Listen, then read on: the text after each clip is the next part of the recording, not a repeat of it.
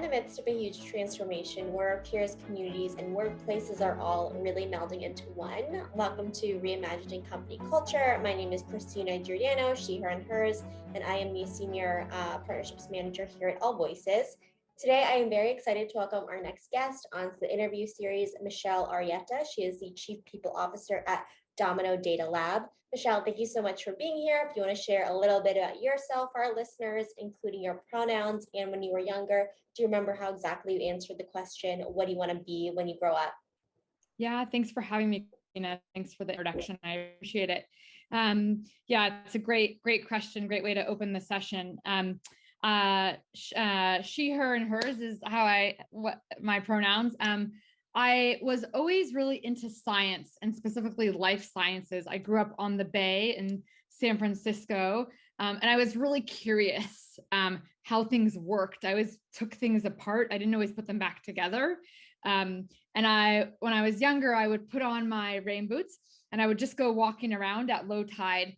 And I would collect a bunch of amphipods and I would bring them back to the house and try to create a science project in my backyard. The amphipods didn't always make it back into the bay. So I'll let you decide what that means. They often died in my yard. And eventually, sometimes my mom would take me back to release them, but sometimes they didn't make it back. But so, when I wanted to grow up, I thought I wanted to be a scientist or a doctor but it's something that was tinkering and building. And I thought I wanted to be a scientist. Yeah. I love that. I think it's so interesting to see kind of what our dreams were as kids and where we are today as well. And I would love to ask you before we dive into all the questions I have around your job and kind of all of the questions, what would you say, what else defines you, Michelle? Yeah, three things, I think. Doing the right thing, keeping your word, and passion. And I'll expand on each one of those a little bit. So doing the right thing, even when it's hard.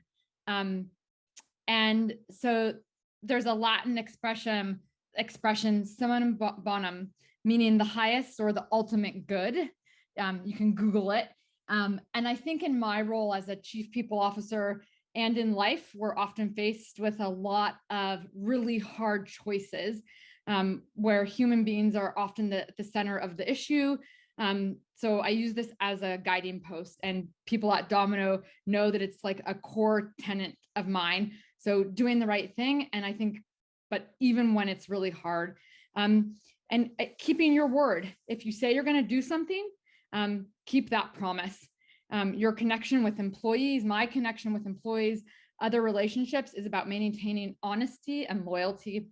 And then the last one is passion. And anybody that knows me in work and outside of work, if you don't have passion for something, I personally can't dig in. Like I can't do the thing. I have to have passion. Passion is what drives me. It's what motivates me. It's what pushes me to give 200%.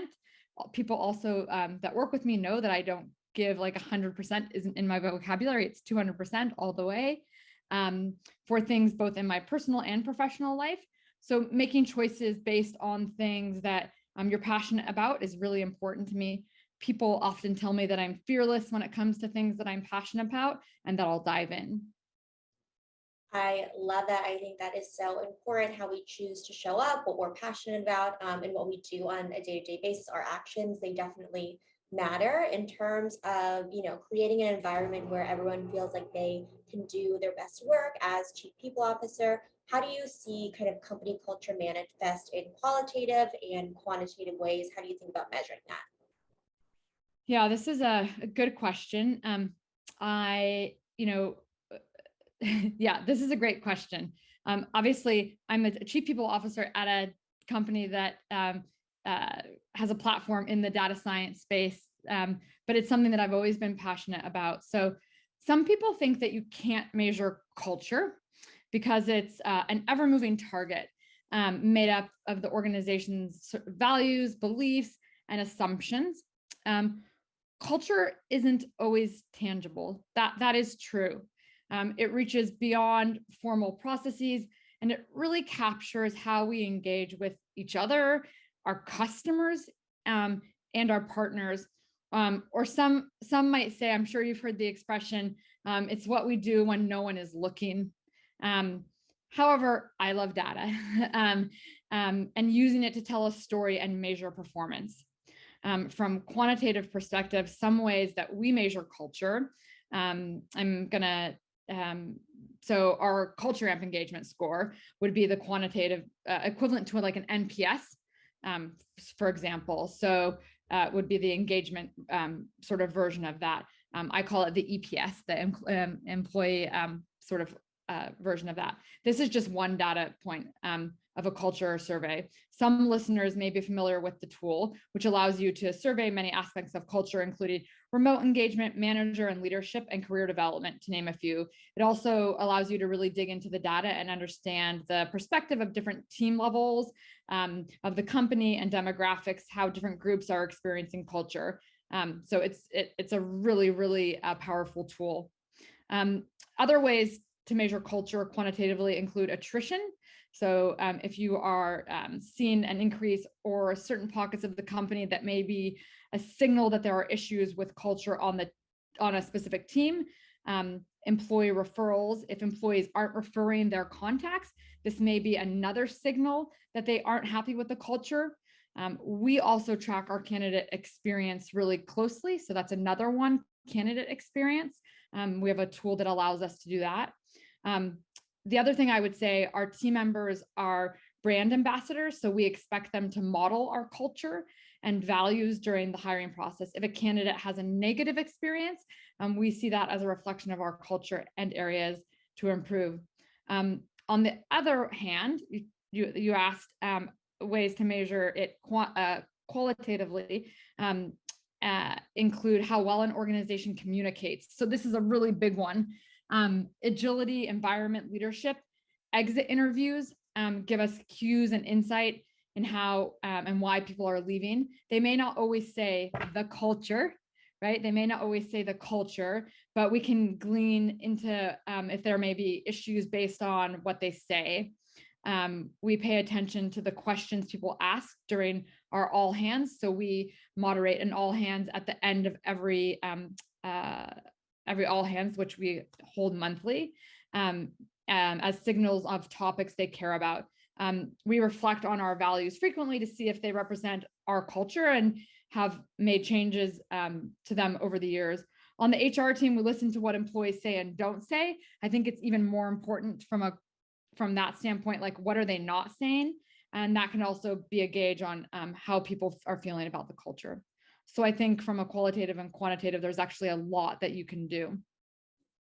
Yeah, absolutely. And it's important to really ask those open-ended questions and continue to ask as early as the candidate experience, which you talked about as well, for potential employees, and see how people are feeling from day 20 to 5 years down the road as well. And you mentioned how people experience the culture in different ways. And I want to ask how you think about really identifying quote unquote hidden dangers like toxic managers or misaligned department values or goals, and proactively find them by empowering employees to really speak up. Yeah, so hidden dangers. We're small enough that we can keep a good pulse on how employees are feeling. We're pushing our way to 350 employees, so we spend time educating our leaders on psychological safety, so the employees can voice their concerns without the fear of sort of pushback. One of our core values is seek truth, speak truth. So we really try to empower our employees to raise issues at any level of the company, whether they feel like they need to escalate something to HR or even go to the CEO, whether that's in the Q&A session in all hands, or we have exec office hours that they can come to. Every exec has office hours throughout the month. So we really try to have those things available. Again, we're small enough that people can do that, if that makes sense. Yeah, absolutely. I think that definitely makes sense. And opening up those opportunities for people to come to you, to come to leaders, I think is really important. I think that people can really tell when leaders are being authentic as well. And a lot of people raise their hand to say, I want to be people managers, I want to be leaders. In your experience, what is the best way to train, resource, and really invest in people managers? This is something I'm super passionate about. I can speak from my own experience and what I have done now at several companies in some version. I think of people managers as force multipliers. I talk about it here at Domino. So investing in them is really important at an early stage. I This keeps me up at night in a good way. We've built out a manager framework that captures what we expect people managers, what we expect of them, and aligns with our culture and values. We purposely didn't go buy an off-the-shelf system. We could have, and maybe it would have been easier, but it's also not super scalable.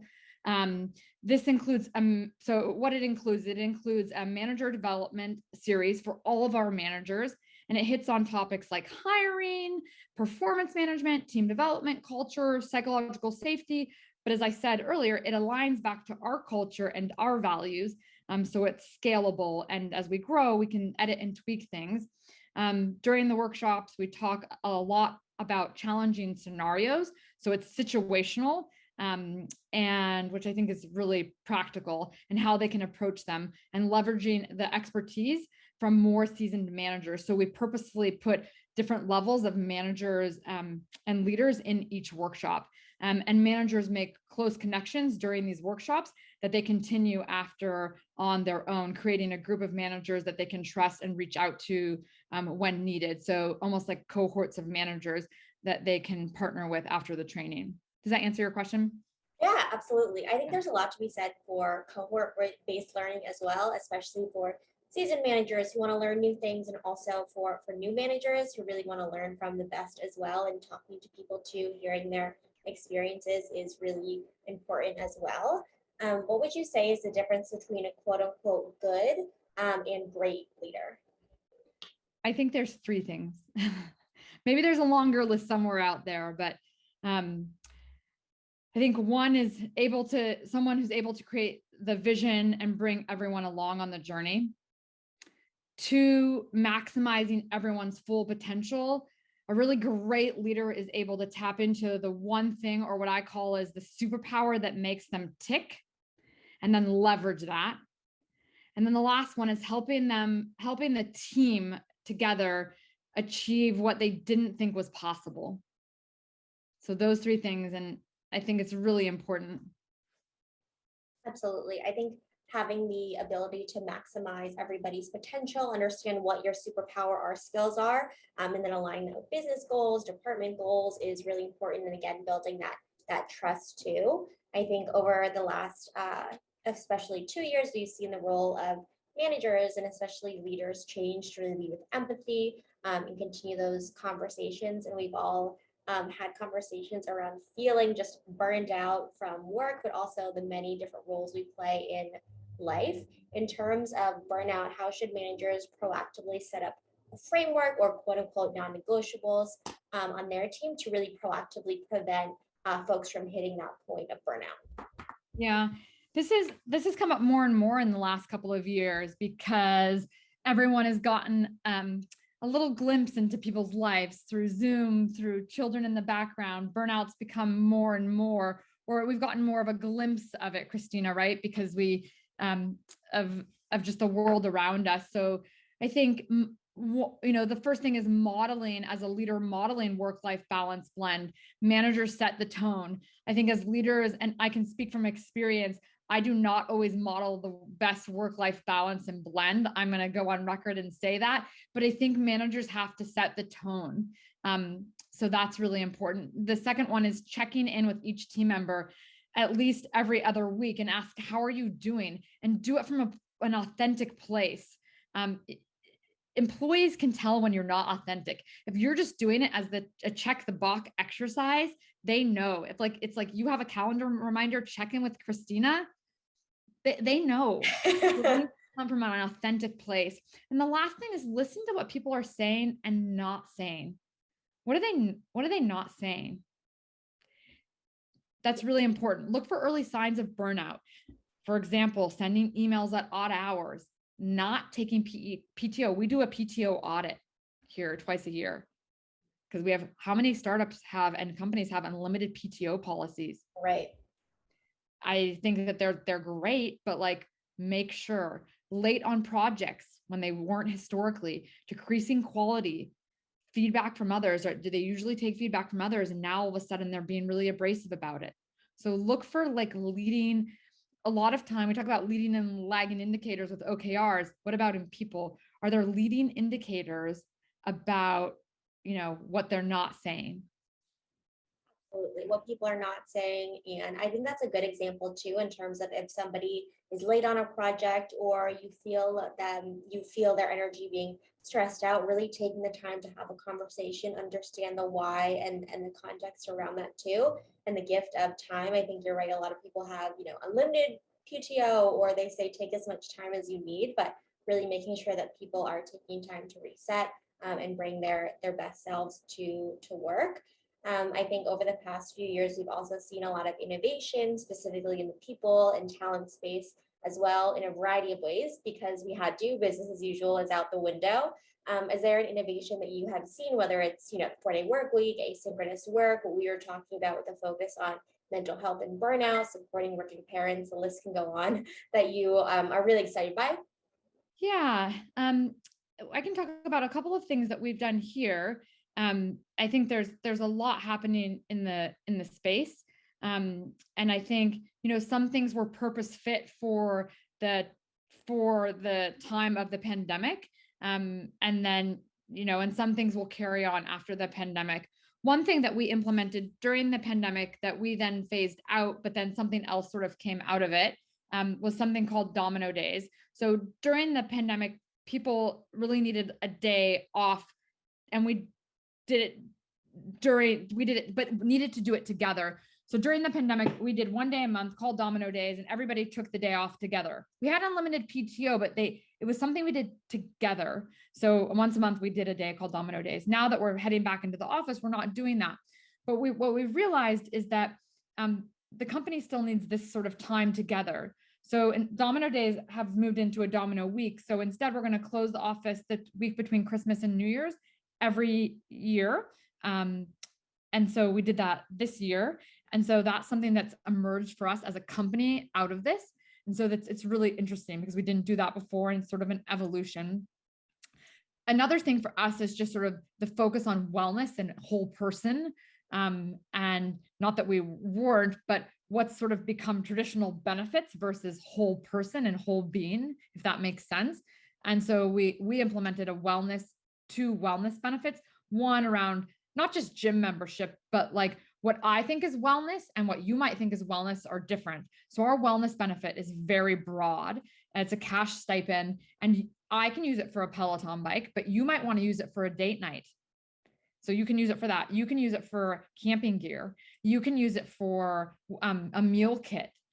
So it's it's like, I don't know, 500 things on it. So it's really about your whole wellness. And so it's great. And then the other thing is home setup. So we have an office, people work in the office, but everybody gets a home setup when they join to set their home office how they want. And we don't purchase things for you. If you want to spend $500 on a purple futon chair, like and that's how you want to spend your money. I don't care. If you want to spend it on a monitor and a standing desk thing, you can. So letting people have the autonomy to spend their benefits how they want, I think is important.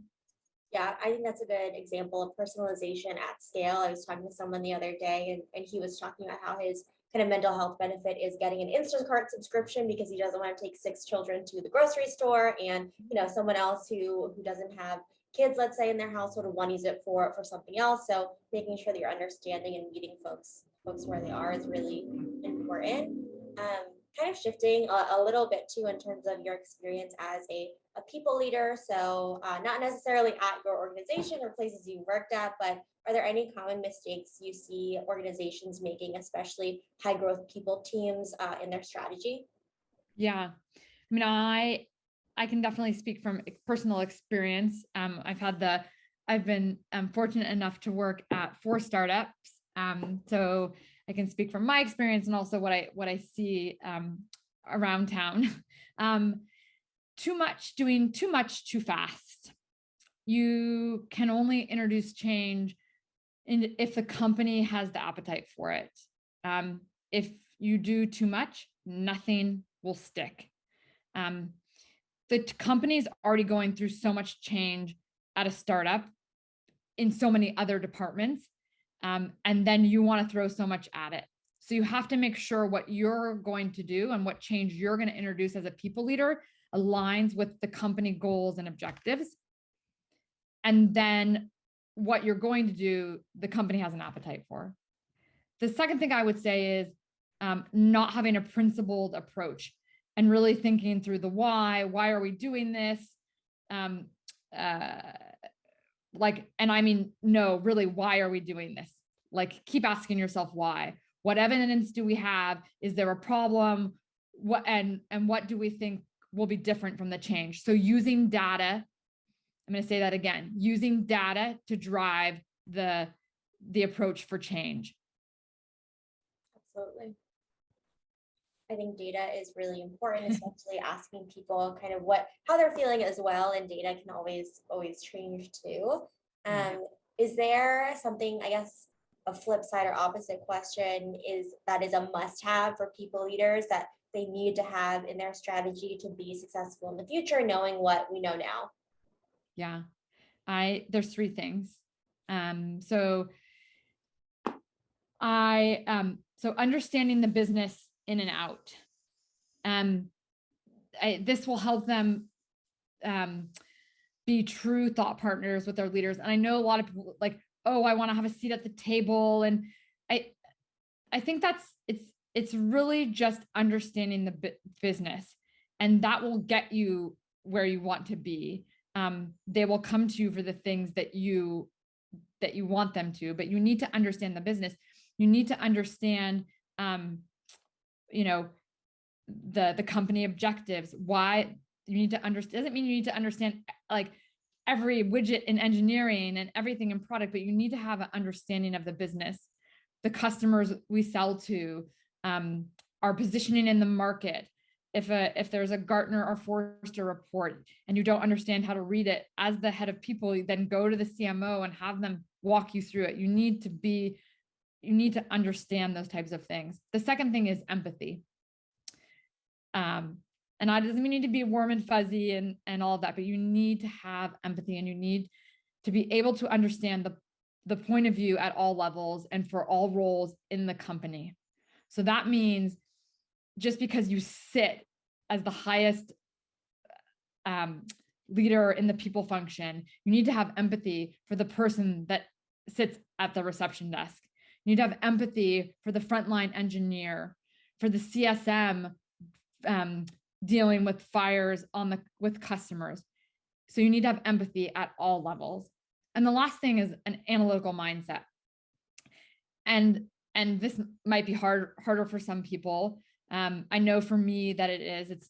It's more of a challenge for me. So it's okay to ask for help. But what is I think, what is the most important lever to push to enact change, I think. So you can't do everything. So what is the one thing that you must do? Because this is the one where you have to decide, like, what are the things that I'm going to push? If I can only do 3 things this year, what are the 3 things I'm going to decide to do? So that's why the analytical mindset's important. Does that make sense? Yeah, you can't boil the ocean if everything is a priority. Yeah. Really, nothing is a priority, and what is getting done. So I definitely agree, especially with empathy, analytical mindset, and understanding the business. I think a lot of people have seen people teams as a really strategic partner this year to really solve everything and anything as well. Is there anything that I didn't ask Michelle in our conversation that you want to share with folks listening, or underscoring 1 to 2 key takeaways around what we've discussed in terms of company culture and really creating an environment where people can do their best work? Yeah, nothing new, but that we covered, but maybe iterating a few things. I go slow to go fast. I think I talked about always listening to what people are saying and having empathy at all levels of the organization. So making sure that you're listening to signals that will ultimately help reinforce and grow the culture in addition to the business. So going slow to go fast so that you can do that. We talked in the beginning about being passionate and fearless about what you do, especially in a leadership role. I can't underscore that enough. There's no point in doing it if you're not passionate. Like, don't show up. And then the last thing is, we talked about managers as force multipliers, like really leveraging the people managers as force multipliers to help create culture early on by investing in them. I spoke to a CEO, not our CEO, but I spoke to a CEO last month, and he said he's got about 75 people, and he said, is it too early to hire a people leader? And I said, I don't think so. You should start investing in your managers now. Don't wait. So I don't think it's ever too early to start investing in them. It will pay dividends. It's never too late. I mean, it's never too early to start. And I definitely agree with managers being force multipliers and really having an authentic investment as well. Michelle, thank you so much for being on Reimagining Company Culture this afternoon. Yeah, thanks for having me. Of course, and as a reminder for folks who are listening at AllVoices, we really believe in that employee feedback management as a requirement for the organization to succeed overall. Have a great rest of your afternoon, everyone.